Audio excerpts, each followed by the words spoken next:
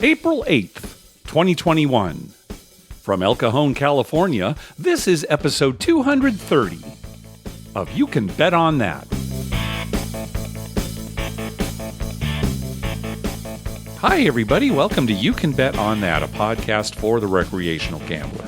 My name is Mark Duvall, and sitting across from me is Dr. Mike. Hello. Mike, welcome back to the You Can Bet on That studios. Yeah. I hope listeners... The bathroom's open. Yeah, I hope listeners didn't notice. We had all sorts of audio problems on the last episode. Yeah. Oh, my gosh. Our Zoom call kept dropping, and I had to do a lot of editing to kind of make it. It could be in our house, because lately, for some reason, we've been having Wi-Fi issues. Really? And we even have boosters to boost the signal. Right. But maybe something's wrong with them. I don't know. We can't figure it out. It did seem like it was happening on your side, Yeah, because well, I haven't had trouble with other people. 90% of the time it's fine, and then sometimes we can't get any reception at our house. So yeah. I don't know what's going on. Well, anyway, welcome back.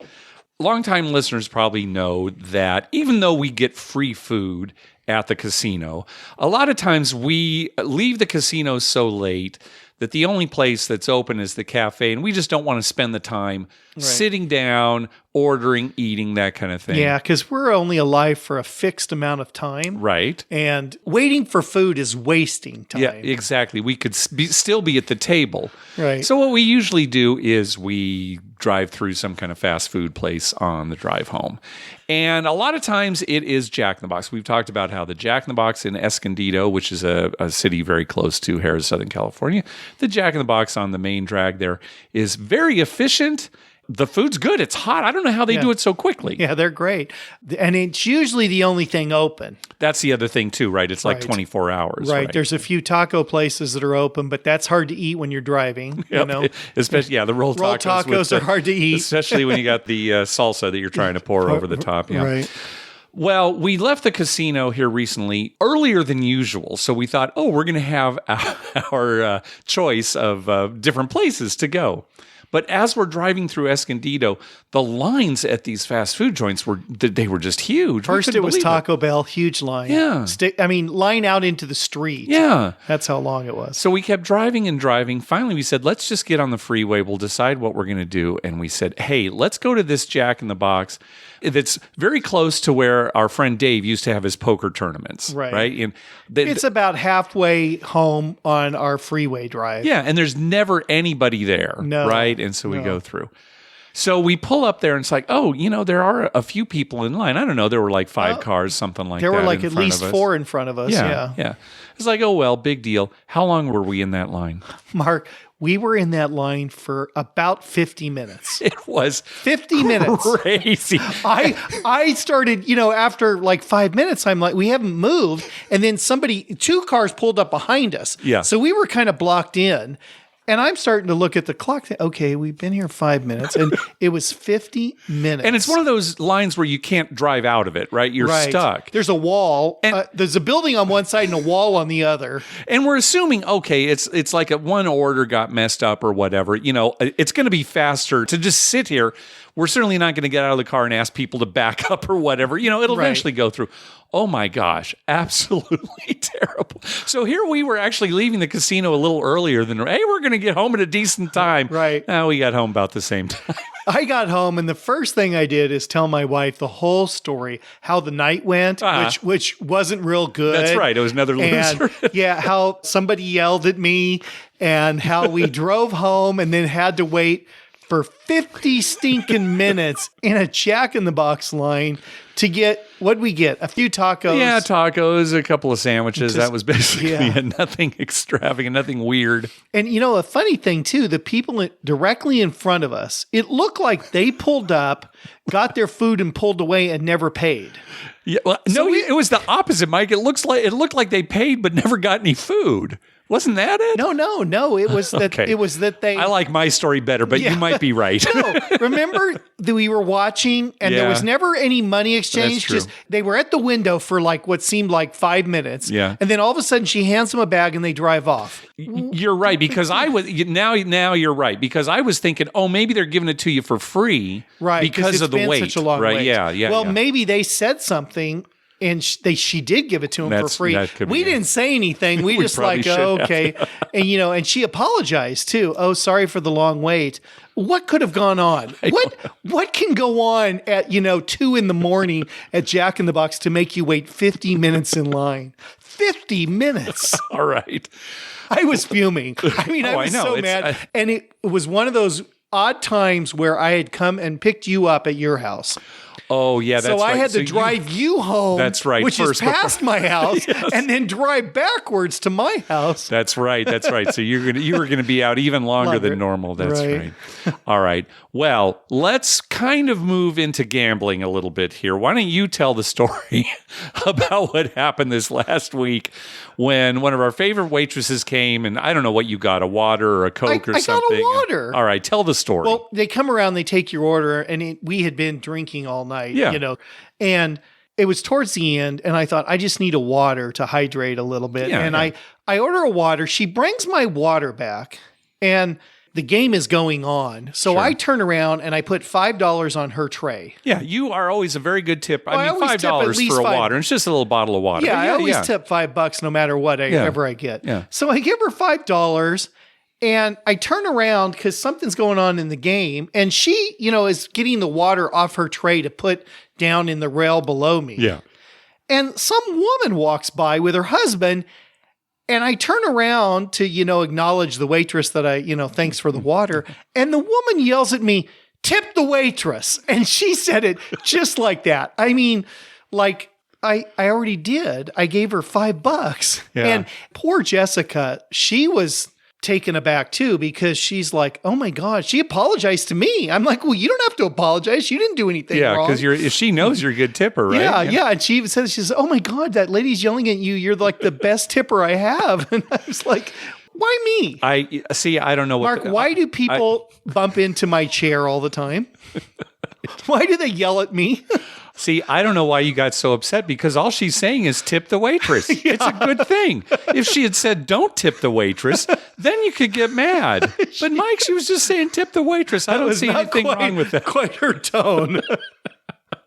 Oh my God. And I'm not joking, right? How many times do I get bumped into?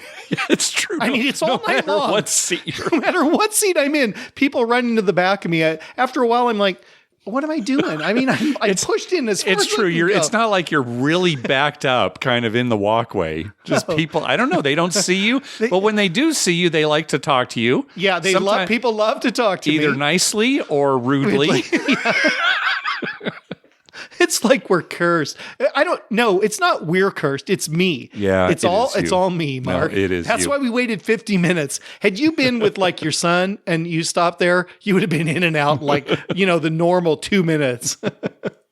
Well, although this last weekend we did kind of trade places, because you were up and you decided to go home. And I stayed a little bit later. I was down, I don't know, $100, $200. And I thought, I'll stick around, see if I can win it back. And I stayed for another hour and ended up losing more. So it's usually the other way around. It's usually the other way around. And what's funny is that the dealers were like, oh, you're leaving? I know, and I'm like, yes, I want to win tonight. And I'm up right now. And that has not been happening. So I'm leaving. And I wasn't real aggressive the whole night. I was gun shy, really. Yeah, really. And you still walked away with a decent win. So yeah, I was playing with my free play. So that's true. That's another nice thing when you can just take your free play and play with your free play. Right. Yeah. Let's talk a little bit about not just free play, but some of the other things that Harrah's Southern California gives us. Now, for quite a while, it's been going on for a few years. Thursday, they will give away gift cards. The day has changed, but right now it's Thursday. Yeah. They give away gift cards. Initially, I think it was Sundays. So I think you're right. And then they switched to Thursdays. And it's their way of getting business, right? Yeah. Thursday's probably a slow night because, why would you come Thursday? You're probably coming Friday or Saturday on the weekend. Right.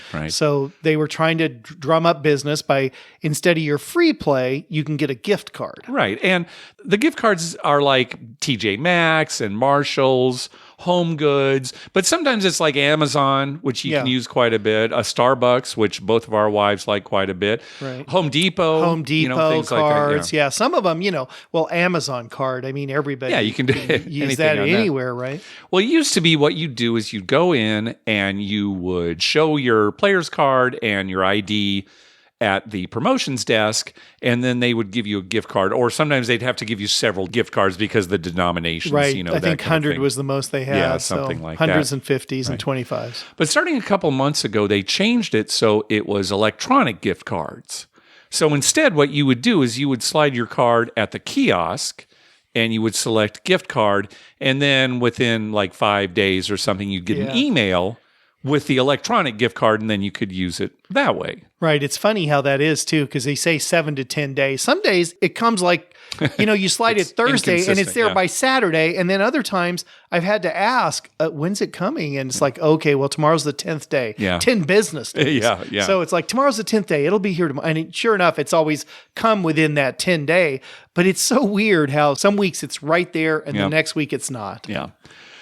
So again, when they switched to the electronic gift card, all you had to do was slide your card at the kiosk and choose the gift card. Well, just this last week, actually starting April, the month of April, it was the first day of April, they now require you to earn 5 tier credits at the property that day before you qualify for the gift card. And what they're probably doing is they want to make sure you're actually in the casino and it's not somebody else sliding your card. Right. And then you're electronically sent a gift card and you were never even there. Right. Yeah, exactly. Right. But compared to the old days where you actually had to show ID and get a physical card. And then you were there because you had to show ID. Right. So only 5 tier credits. That's fine. And I have no problem with that policy. It's like, okay, they want to get people there. But keep this in mind, and I'm glad you were the one who actually brought it up initially. If you're there to play anyway, you just happen to show up and it's gift card day, well, that's fine. But if you're going just to get the gift card, right, and you think, oh, I have to play through 5 tier credits, so you run, I don't know, $25 through a slot or $50 through a slot will get you 5. Yeah, or a video poker, something like that, and then get the gift card and leave, that's going to kill your ADT, something that we talked about on the last episode. Because it's like you came to the casino and you wagered $20. Yeah. And that's it. Yeah. So at the next day, if somehow you went through like, let's say $1,000, between the 2 days, it's $1,020. So it's only $510 each day, which significantly lowers your ADT. Yeah. So for us, if we did that, we're going to kill our ADT and then we won't get as much gift card in the future. Yeah, we want and free play. It'll affect. So we've basically decided. Sometimes we would go up on Thursdays just to get the gift card. We've decided we're not going to do that. We're just going to forego the gift card because why screw up our ADT if we happen to be going on a Thursday or to play a whole night's worth of craps. If That's I had one time thing, to play, if I could somehow got off work real early and had time to play, it might be worth it. But if a lot of times I'd get off work so late and I'd just run up there and get my gift card and go home. Yeah, right. And that's just, it's not going to happen. Yeah. So we wanted to tell the specific story. So, beware anybody else who goes to Harrah's, Southern California. But just as a general, keep this in mind. ADT is very important, and you don't want to do things that kind of mess up your ADT. Right. And this is an example of something that Well, for us, you could go up there, you could get your gift card, you lower your ADT. So next month, your free play each day at Harrah's, because they have free play each day, is going to be lower. Yeah. So you're really killing yourself on all the other days. Right. Just to get that gift card. Yep. So, for us, it's just not worth it. Yeah, it's a no-brainer. Give up a little bit that you're missing by not getting the gift card for rewards down the road. Hey, thanks to everyone who's been clicking through our Amazon link. Remember, whenever you're going to buy something through Amazon, please go to our page first, youcanbetonthat.com, and click through our Amazon link towards the top of the page. All right, let's move on to some voicemails. First up is Gary. Hey, Mark and Dr. Mike. This is Gary from Augusta calling in about a quick trip report to Cherokee, North Carolina. My son and I went up there over the past weekend and had a great time. Beautiful facility. There are temperature checks on the way in, and you have to get a wristband. But once you're in, it was very clean. Everything kept getting wiped down. Everybody was reminded to wear their masks properly. So very nice. Want to know that the sports book is open. My son knows that for sure because he made his first losing bet. Also want to tell you the craps tables were $15 and $20 a piece, except for the one roll to win. It was a $5 table. It had plexiglass, so it was a full table at the roll to win.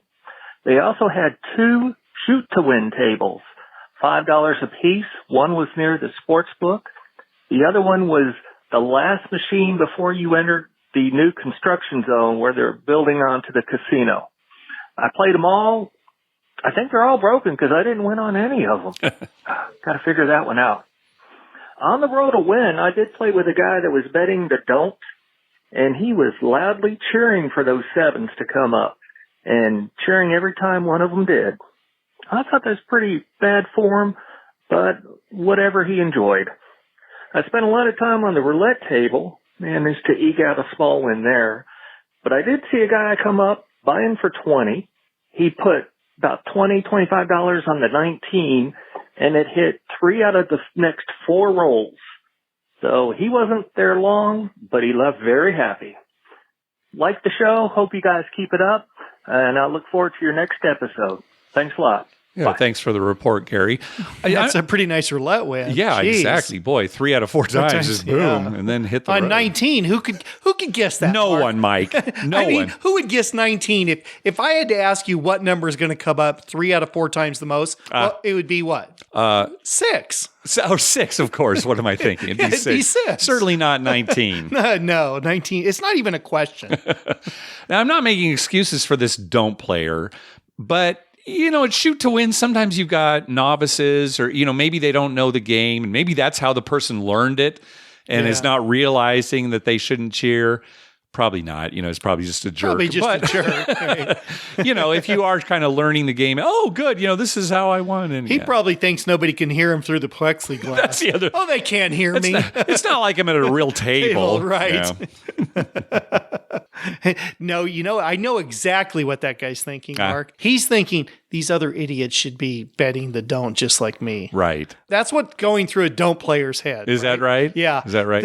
The come player's thinking, yeah, God, come on, let's get 5 numbers. Let's make these numbers. The don't guy's just thinking, these other people are idiots. I'm playing with the house. Yeah. Mike's I'm with the house. Smiling as he's looking at me because I've been betting the don't so much recently. I'll tell you, Mike, when you left the other night, I know. For a good chunk of time, it was just me rolling. I should have rolled from the don't. There was nobody else at the table. If I had, I would have gone home a winner. And if you had, what would have happened? What really would have happened? Well, what really would have happened is I'd have the hottest roll of my life. Well, right, so, yeah, exactly. Of course. Yeah, and that's the story I'd be telling you on the podcast now. Yeah.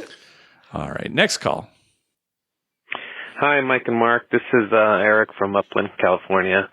I just want to give you a quick trip report. I was there for March Madness, March 19th to the 21st, stayed at Palazzo. And the reason I'm calling is just inform you guys they have the fire bet now at one of the tables. From what the dealers were telling me is that they just installed it that previous Tuesday. So, of course, I played it. A maximum was of 25. I started out with 10, and I got up to 25. I didn't hit anything when I played on Friday and Saturday. The best I got was 4 on the fire. I tried. I've hit it in the past 3 previous times when Caesars and the Harris Casino had it, but didn't have any luck this time. I'll be going back, so trying again. It was nice to see the fire bet back on the strip at one of the major casinos. An interesting story. While I was there, some gentleman came up. He bought in for about $30,000, and he put 1,000 right away on the 12, 1,000 on the 2, and 500 on the 3 and 11. Sure enough, first row, 12 hits it. So he gets all excited, gives the shooter 100, puts him on the 12 also. Next row, he does the same bet. Next row, 11 hits that, and then next row, a 3 hits that. And then same thing, same bet he had out there. The shooter gets aces. So he quickly cashes out, and there I am still trying to get my money back from the 2-3 hours I was there playing. $25 at most of the tables at Palazzo and at the Venetian. The only thing, they don't grandfather you in, so they changed it to 50 once it got a little later in the day and once the tables got a little busy. So if you're there playing 25, they just changed it to 50. That's when I increased my fire bet, try to get some of my money back. But overall, it was a good trip, good eating, nice hotel, and just wanted to inform you guys about the fire bet now at the Palazzo. Take care. Bye-bye. Yeah, I guess I'm not surprised about them not grandfathering players in. No, that's a because thing of the past. Yeah, Mark. well, especially now with fewer players at the table, and well, it is a thing of the past. Hopefully, once we're past all this, it'll come back in some form. But yeah, that is too bad. I just think they're never going to have it again because they just raise it. If you leave, someone else comes. I mean, yeah. That's true. And then, they don't have to keep track. And hey, how come that guy's, you only don't get betting into the whole 25 controversy of, that guy's not betting, the same. Well, he was grandfathered in. Well, and that happens a lot, right? You see that a lot. I'm glad to hear that fire bet's coming back to some more casinos on the Strip. Right. I'm trying to remember the last time we were able to bet 25 on a fire bet in Las Vegas. I know on some of your travels you were able to. Mike, think about this because I think I'm right here. Mandalay Bay had a fire bet that paid on 3 numbers, 3, 4, 5, and 6. And I'm almost positive it had a $25 maximum on it. Does that ring a bell? That might be true. Okay. So I can't say 100%, but I do kind of remember though, but there wasn't very many places in Vegas that had that. Yeah. That might be the only one I know of. Yeah. A lot of them had a, maximum of, in Vegas, most of the time they were 10. 10, yes. Yeah. Mm-hmm. Yeah, 25. The only time I ever played at a table that let you put 25 was in southern Indiana. Yeah, that's what I thought. Yeah. Now, when Eric was telling the story about this high roller hitting all those horn numbers on the come out roll, I thought maybe you'd like to tell the story about what happened to you or what didn't happen to you a few weeks ago when you stepped up to the craps table at Harris. Would you like to tell this story, Mike? I didn't tell that story yet. No, you haven't. It's funny because I had written it down on a sticky note. Yeah. All the rolls. And I kept that for about 2 weeks. Yeah. And I looked at it every day for 2 weeks. And then I finally convinced myself just throw that sticky note away because it was eating at my soul. All right. Tell the story. Well, I was trying to be conservative. Right. It's been going so bad lately that you were thinking, okay. It was one of those nights I went to get my free play. Yeah, I wasn't there. No, it was you weren't there. I think it was maybe. And I just had my free play money, so I didn't have a lot of money, but I thought I'm going to give it a go at the craps table. So I'm trying to be conservative. So the first shooter, I don't make my normal action. Yeah, usually you've got money on the C&E. I've got a $30 red, a 3-way 7. I've got $5 world for the dealers. I've got $40 any craps, $15 11. And you like to kind of total of $90. And you kind of like to not necessarily parlay, but press things up. I press them. If I sevens or horn numbers come up. If a 7 comes up, I add 60 more to make it a $90 7. If a 2 came up, I make the any craps. I go from 40 to 75. Okay. And I put 30 on the 11. I have this sequence, which I always do. And the idea is that if somebody gets caught on a come out roll, just keeps rolling naturals, then you make a lot of money. By the time he finally establishes a point, you probably guaranteed to be up for the roll, maybe quite a bit. And every once in a while, like somebody will roll, a 2 and then a 12 and then 3 7s in a row. Yeah. And I've been pressing the 7 the whole time. And by the time they establish a point, I'm up $600-$700, which I use to cover the number. So it's like a free roll, right? Right. That doesn't happen frequently, but it happens. Yeah, once a night, I'd say when we play, there's once a night where it's a good come out. All right, continue with your story, please. Well, I don't remember the exact sequence right now because it's been a few weeks. And you threw away the sheet. I threw away my piece of paper that I looked at for 2 weeks straight. But let me just tell you this. At the time, I was so livid.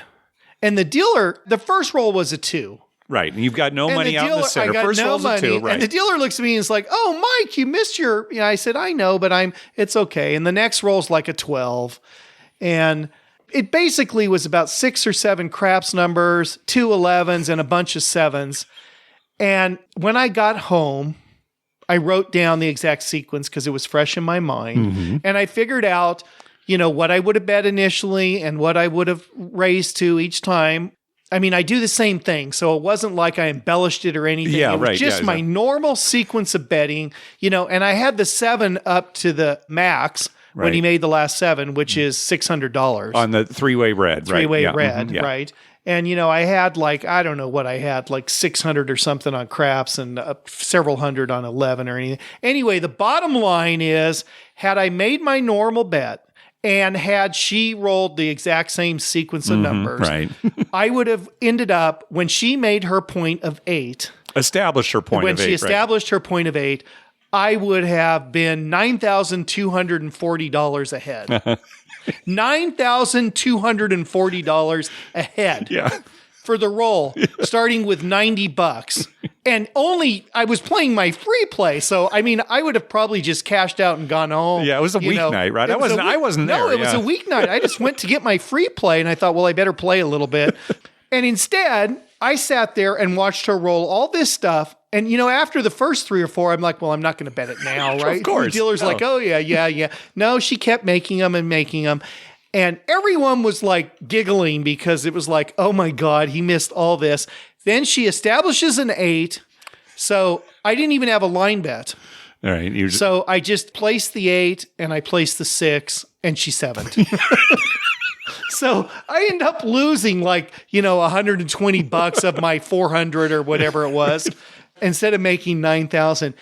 And Mark, there is nothing more humiliating, I guess, than to have everyone watch you do that. And you're sitting there because they know how I play, right? I mean, the dealers know I don't even tell them to press. They just do it because they know my sequence. Yeah, right. Oh, God. It's not like you lost anything. You just didn't lost win $120. Oh, well, I know. Okay, yes, you did on that. That's true.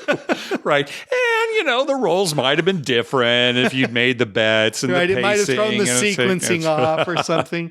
Oh, my God. It was so...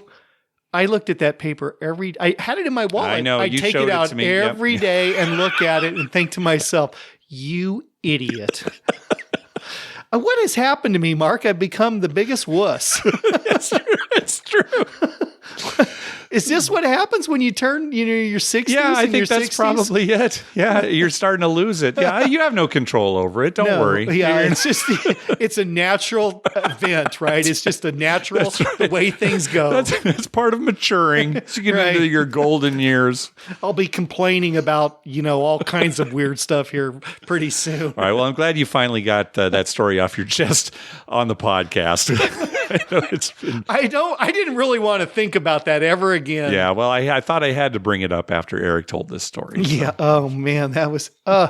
It gnaws at me, Mark. All right. Then let's move on. Let's hear from Mr. Lucky. Hi, Mark and Dr. Mike. This is Mr. Lucky from San Clemente, California. I've got a circa first weekend March Madness update. Let me tell you, Las Vegas is back. At least it was back in downtown Las Vegas. Place was packed. Stadium Swim was packed. Circa was packed. I do want to tell you the staff is fantastic. We went to our Saginaw Deli at 3:30 in the morning, mentioned you can bet on that, and sure enough got my shrimp cocktail for 99 cents, as Derek Stevens says you could.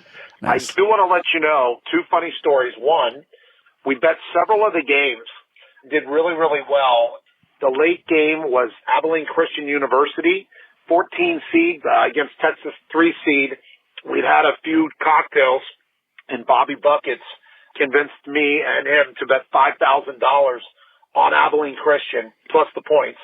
I'd say 99.9% of that sports book was on Texas. And boy, that was a sweet win. Not only did they cover, they won. The other reason for my call is I was the victim of a pretty elaborate phone scam, and Mr. Lucky pretty much has good street smarts. Waking up the next morning, the phone rang, said it was the front desk and that the credit card I'd given them didn't work. Gave them a couple of additional credit cards, didn't even think about it, that it wasn't a hotel employee. And when I returned back to Southern California, I was out about $22,000 on charges on the various credit cards. Of course, I'm not out any money. You don't lose any money. You just call it in. But it's a pain getting new credit cards. So my only recommendation, they said it was a pretty big scam going around, is if that ever happens to any of the listeners, just go to the front desk with your credit cards versus being dumb enough that I was and gave them over the phone. And the head of Circuit Security was very relieved that I gave him the story so he could let the other employees know. Thanks for all you do. Great show, and we'll talk to you soon. Yeah, as a rule, obviously, if somebody calls you, right, you don't give information, right? Right. If you've called somebody like your right, bank, yeah, and you know who you're talking to, that's a different story. Yeah. But if anyone ever calls you, you don't give them. But I'll tell you, if you're in a hotel room, right, and you get a call and it says, "Hi, this is the front desk," Right. your guard is down, right? You're not thinking that, it's on your cell phone or you're at home, and you just hang up. You're thinking, oh, the front desk, what's the problem? Oh, your credit card isn't working. Yeah, that's rough. I mean, I don't feel too bad, Mr. Lucky, but good warning. That could definitely be one, especially if it was early and you just woke up. It wakes you up. Hello. Right. Yeah. That would be the time they'd call too, because they know that, right? They're going to catch people off guard. Yeah. That hurts us all. Sure. Him losing money. I mean, he didn't lose any money, but the credit card company did. It trickles down. It trickles down to all of us. We all end up paying for that, one way or another. Yeah. So, this big bet that they made on Abilene Christian, he actually sent us a picture of the ticket. Boy, too bad they didn't take the money line on that $5,000. Yeah. Yowza. I wonder what the money line on that was. That would have been 13-point underdogs. Yeah, that would have been huge. And a 14 seed, that would have been a huge money line. Yeah. Of course, that'd be very scary. Oh, my gosh. Well, with the points, you're kind of like, okay, sure, they could cover. They could cover. I mean, what if they lost by 10? It's still that's a pretty good win for Texas, but, you win your bet. So, yeah, that's a sweet. I just looking at that ticket. That's a nice payout. Yeah, it sure is. Wow. Yeah. All right. Hey, let's hear from our buddy, Dr. Taylor. Hi, Mark and Dr. Mike. This is Taylor from New Mexico. Arkansas Razorbacks just made the Elite Eight. I went to Vegas last weekend for the first weekend. It was great fun, but, one thing that I hadn't thought of is my teams have never gone to the second week, so I didn't even plan on going back on the second week, but Elite Eight. FYI, I beat Dr. Mike, so I called his all-in after I made full house on the turn, and then he could have still beat me if the king came up. Other than that, everyone should go to March Madness first weekend in Vegas at least once in their life. Anyway, thank you guys. Hopefully I'll see you guys in person at a casino sometime. Bye. Yeah, before we recorded last time, you and I got in an argument as to when Taylor actually hit that jack that gave him the full house. Yeah, well, I wasn't certain, but I kind of thought it was the river, but it could have been the turn. I don't remember how the betting went. Well, it goes, and plus, I think you were all in after the turn, and then, it comes up and you see everybody's hand, and then the next card gets dealt pretty quickly, and then it goes away, right? Yeah, so you were shell-shocked probably at that point. Well, he's right. The first weekend now at Circa would be really good because you've got that huge sports book with all those screens and everything. Yep. I don't think it'd be that much fun for me if I was at a casino that had like just a so-so sports book. Yeah. But at a big place like that, it might be a little more exciting. We've talked about it. I don't see either of us ever going to Vegas for the Super Bowl. It's just not something we're interested in. But eventually, I know we keep saying eventually we're going to go for March Madness first weekend. I like to watch the games. Exactly. But with March Madness, you can be at the craps table, you can be at Circa, all the screens all over. Every game is on, right? You can see it so you can keep playing your craps while you're watching the game. Well, we watched the Final Four, semifinals at the casino. We were actually at Harrah's during that incredible UCLA Gonzaga game. Oh my gosh, that was something else. There was a big roar at the end. There really was. The whole casino when he made that 3-pointer. Everyone, everyone went crazy. I don't think people bet. Well, we had bet a little bit on UCLA. Yeah, we did. Yeah, we had UCLA and the points, so they definitely covered. Yeah, so we did good. Yeah. But I don't think everyone was betting. It's just a fantastic game. Yeah, I mean, everyone was glued to those TVs. Yeah, that was great. All right, next call. Hey, Mark and Dr. Mike. This is Tony from Utah. First time caller. Just wanted to call and give you guys a trip report. Got married back in February, and the wife and I decided to spend our honeymoon in Vegas, especially with everything going on with COVID. We just wanted to have a few days to relax. Stayed at the Vdara, which is the connector property to Aria. Super, super nice hotel. We loved it so much. All the rooms at the Vdara are actually modeled after studio apartments and other types of apartments, so you really get a lot of space when you stay there. Really cool place. The Vdara itself doesn't have a casino. However, you are like a 5-minute walk from the Aria's casino floor and the Cosmopolitan's casino floor and the Bellagio's casino floor. So coming from your room to all three of those places does not take that long. Decided to go over to the Park MGM. I'd never been there before. Walked inside. I knew that it was smoke-free. I wanted to see if it made a difference.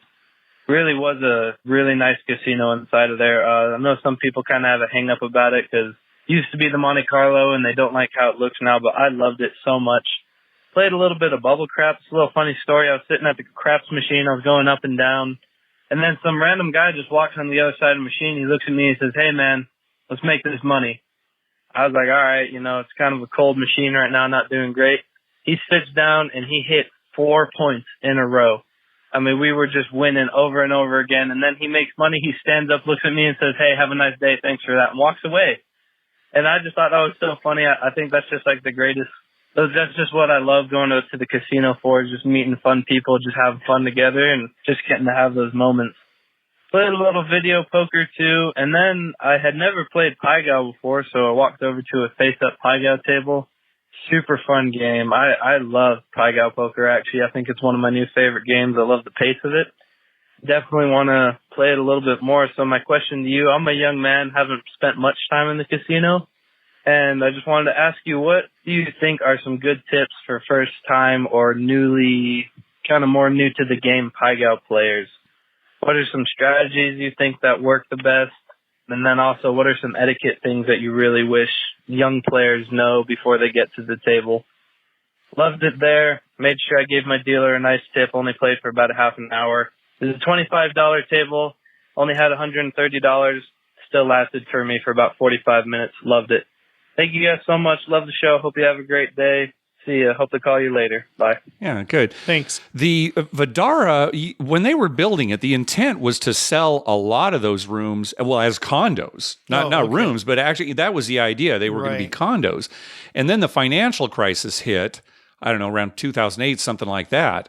So a lot of these that they intended to be condos, ended up being hotel rooms. So that's why you go in and say, wow, this is like an apartment, Right. So a lot of them are still like that. I'm thinking about this when he was playing the bubble craps and the guy came up and said, "Let's win some money," and then won and then walked away. Yeah. I think he was an angel. I do too. I'll go with that. Yeah. He was an angel. Yeah. Yeah, that happens all the time. Same people that bump into me when I'm playing craps, they're all angels. They're angels. Some of them are angels of death. Yeah, right. And the lady who yelled at me, she was definitely an angel, Mark. I had a friend, Andy, in college who we were walking down the street and he gave some money to a homeless guy. And I said, "Oh, why'd you give him the money?" And Andy said, "Well, he could have been an angel. I don't know." Right. You don't know. Yeah. So that's, pretty good advice. Oh, it could be an angel. I always tell my girls that because of that movie, Bruce Almighty. Yeah. Morgan Freeman plays God. Right. Right. But most of the time you see him, he's this bum holding a sign that right. makes no sense. And Right. I always say, see, that guy could be an angel. You Yeah. got to be nice to him. Give him a buck or two. I wish there were angels that came around and just like, okay, yeah, I think 6 points are coming. Here you go.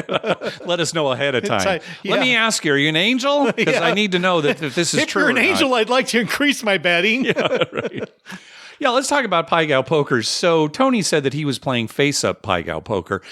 We can't really talk about strategy as far as face-up goes because basically you just set your hand in the best way. Right. And these days, too, a lot of casinos are literally dealing all the hands face-up so that you don't touch the cards. So the dealer will actually set up your hand correctly.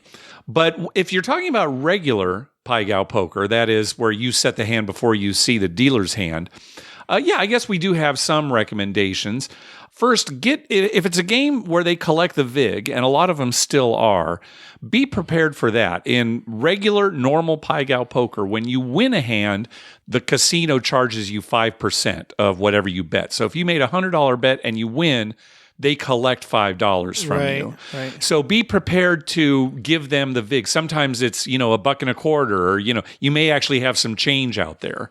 So just be ready and understand that you're going to have to pay 5%, when you win it. Yeah, that's probably something that if you're not familiar with that, because you think it's like blackjack, I bet $20, I should win $20. Yeah. And that doesn't quite work that way. Yeah.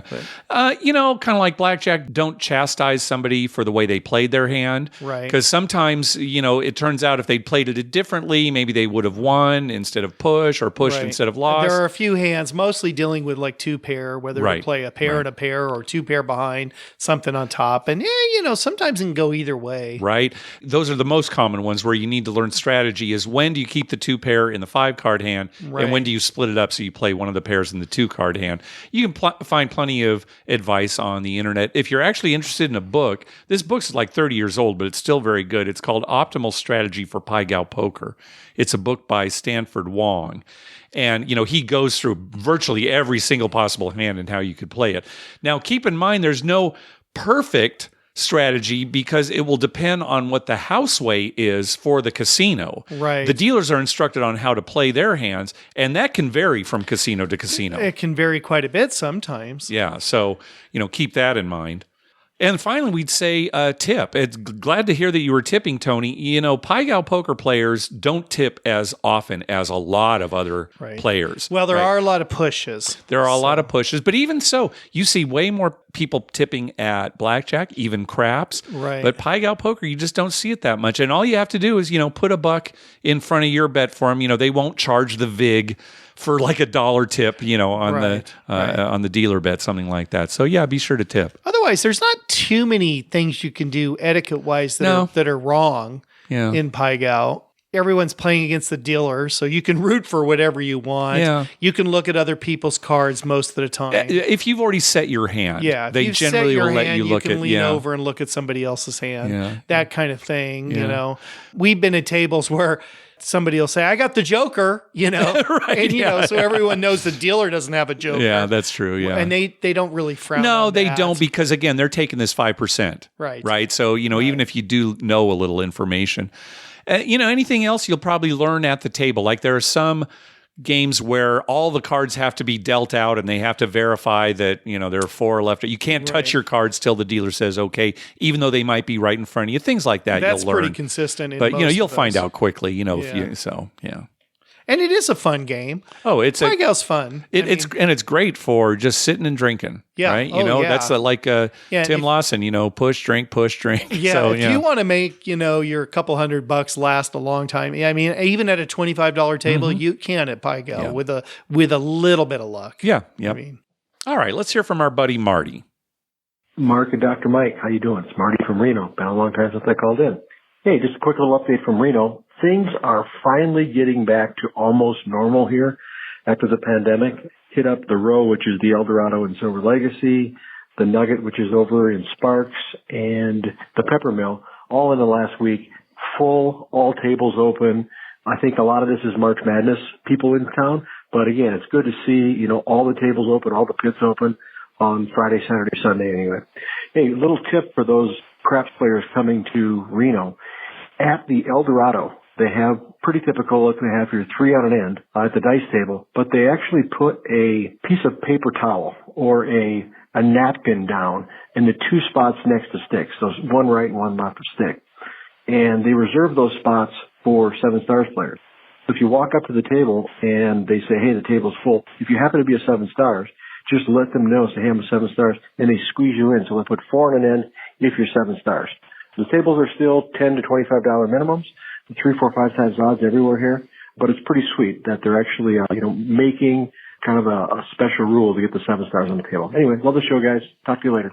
Yeah, good. Thanks for the update. Yeah. Things are slowly starting to get back there. He's talking about Reno. We've heard reports from Las Vegas, too, that things are slowly starting to move a little bit opening back up a little more. Yeah. And in fact, here at Harrah's Southern California, just this last week, they've relaxed their protocols quite a bit. There's no more temperature check at the door anymore. The craps tables now you can have 4 on each side. Right. Most of the machines are open. Yeah, right. I mean, they don't have every other machine turned off, that kind of thing. Right. Now, they still require masks, and they encourage social distancing. So, and I think they should for quite a while. I agree. Yeah, but for the most part, it is open. Yeah. So, who would like this where 7 stars get in? Lawrence, the guy who plays out at Harrah's Rincon. Oh, yeah. He was complaining about, like at the cashier, there's this huge line. And there used to be a 7-star line, so you didn't have to wait. Right. And it's same at the buffet, at the cafe now. Yeah. There's no buffet. There's a huge line. There used to be a 7-star line. You kind of go to the front.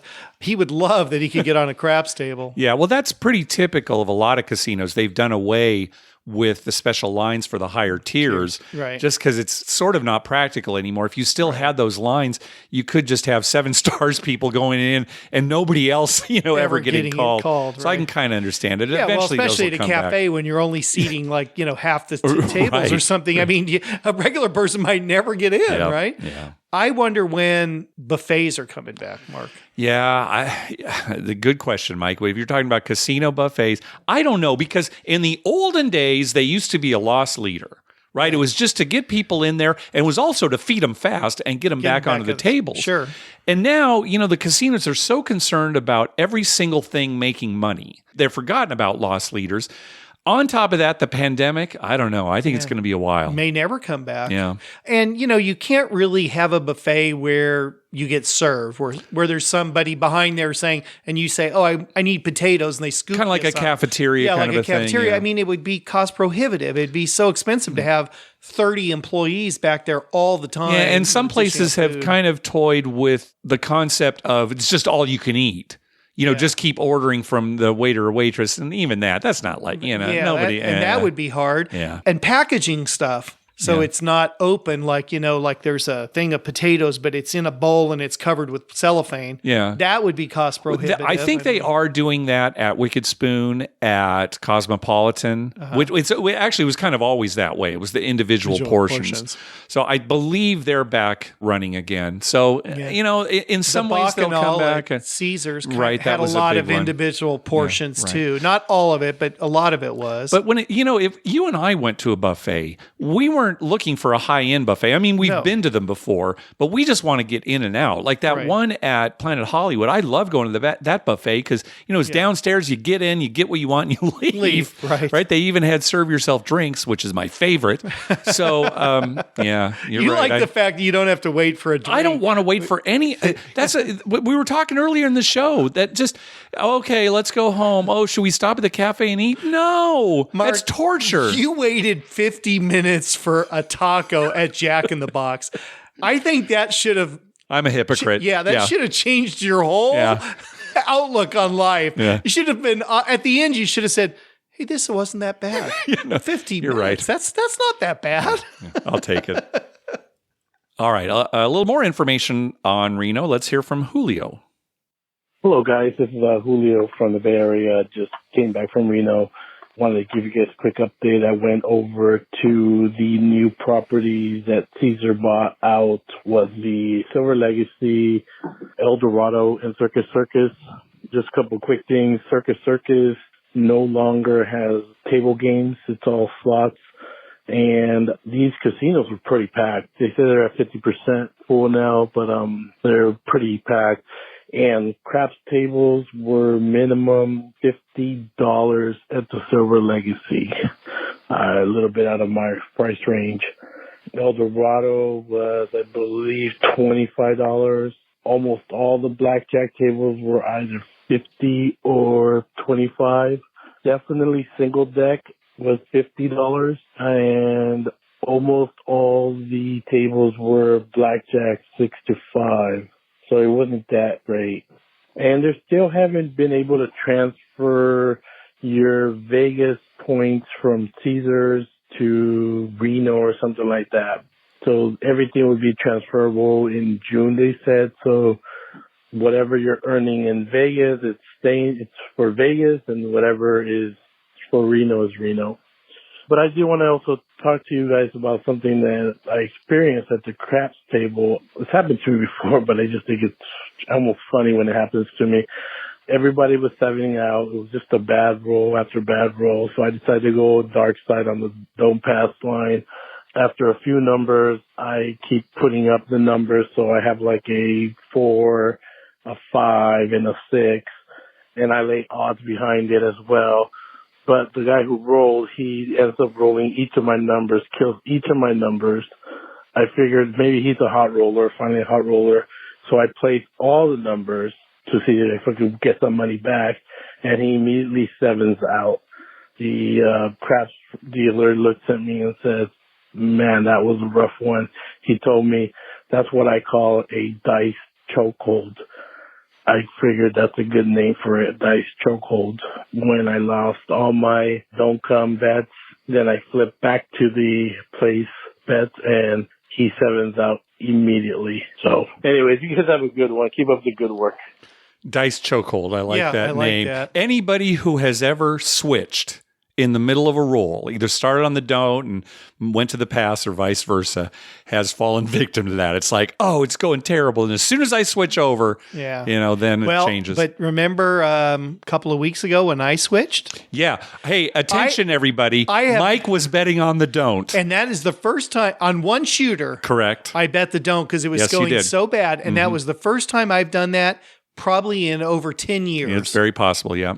We went on the don't, and don't comes, and he repeated them. He just kept repeating the numbers. Yeah, I think he wiped me out on 3. I think you're right. And then I switched and just started putting it on the come line and taking odds, and it was a great roll. Yeah, he kept rolling. He kept rolling. I ended up winning money, and I so expected, to have a dice chokehold. Right. But instead, I actually won, and you kept on the don't and got hammered on that that's roll. true. It's one of those times where it did not work. And that well does for not me. usually happen, and that's why I don't like it, because switching is a very dangerous thing. Yeah. Well, and emotionally, it's dangerous. Emotionally, right. And it worked out good for me that time. I was pleased. But. Well, it sounds like Eldorado and Caesars, they're still having trouble merging their players. Yeah, their players club stuff.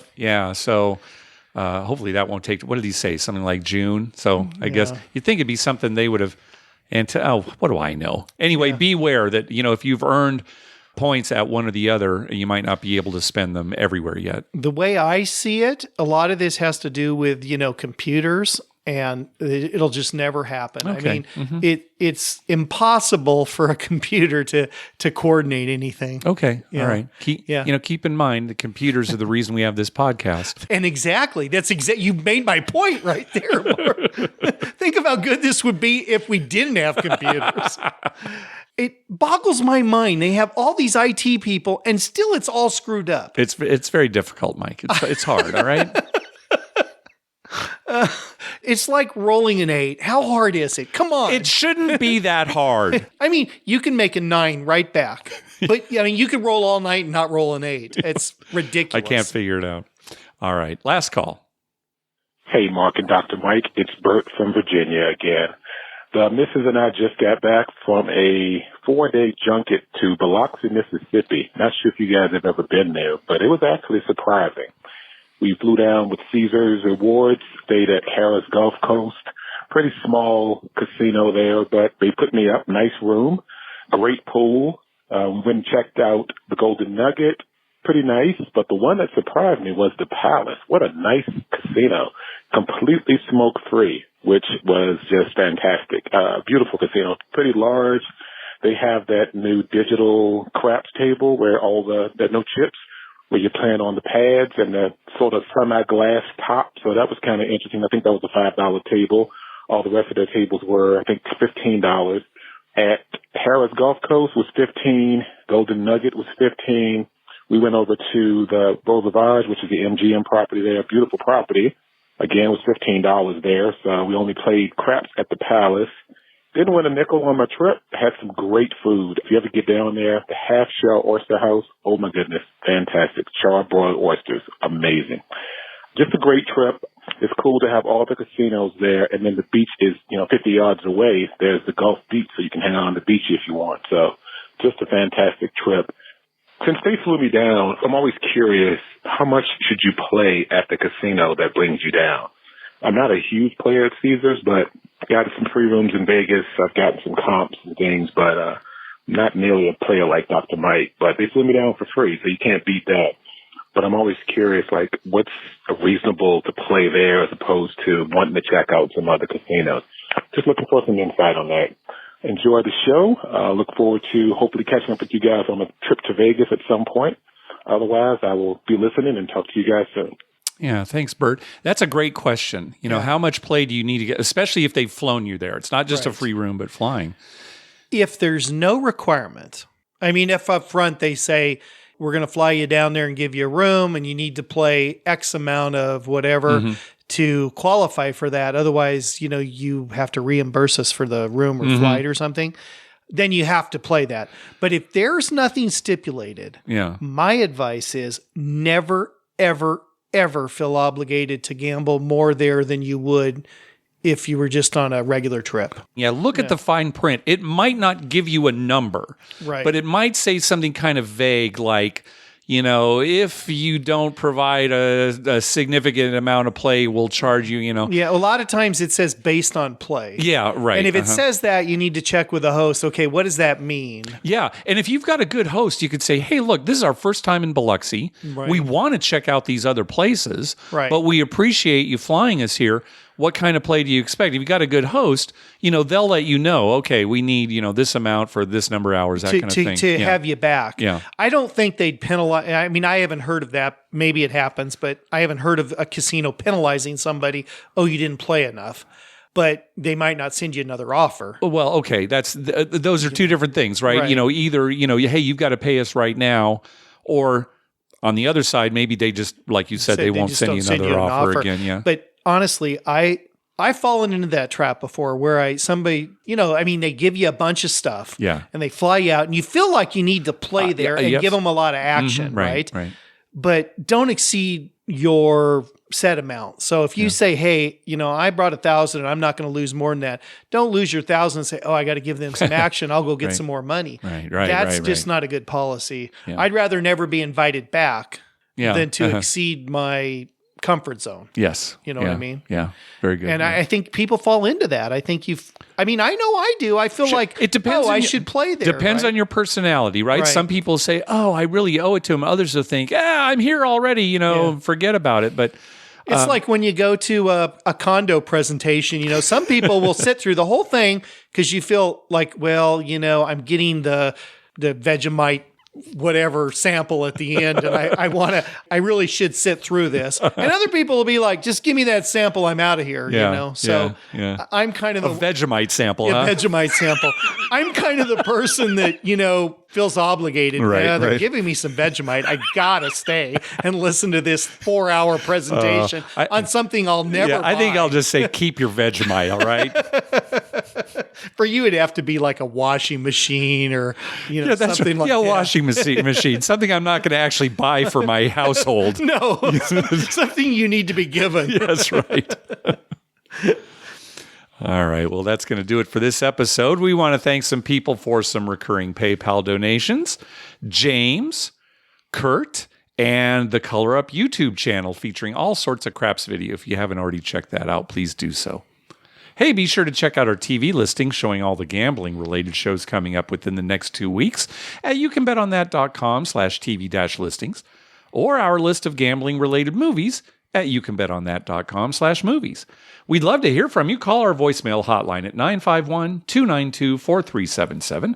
That's 9512-WAGERS. 9512-WAGERS. Or you can email us at youcanbetonThat@gmail.com. You can also follow us on Twitter at youcanbetonThat and on Facebook at facebook.com/youcanbetonThat.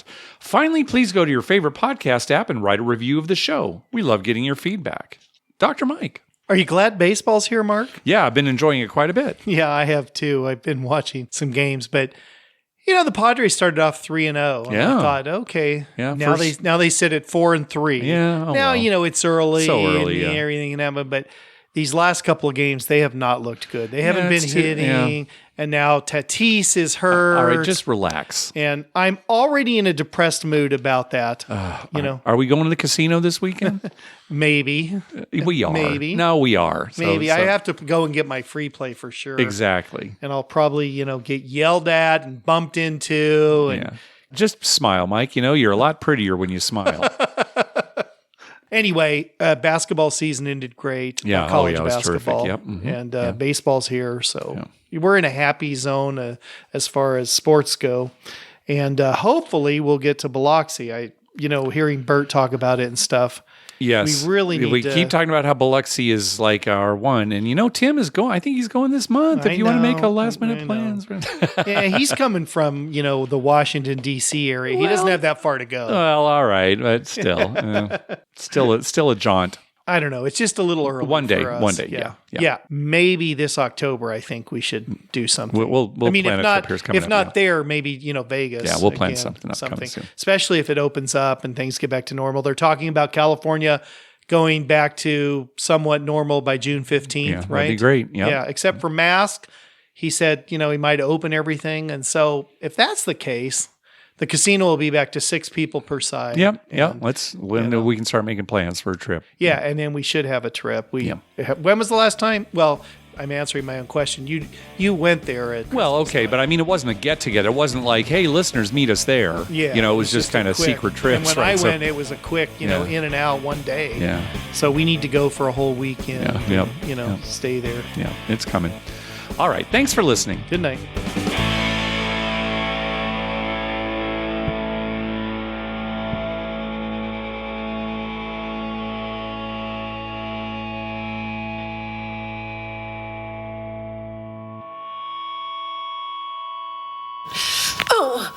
Oh, sweet mother, I love you, Dr. Mike.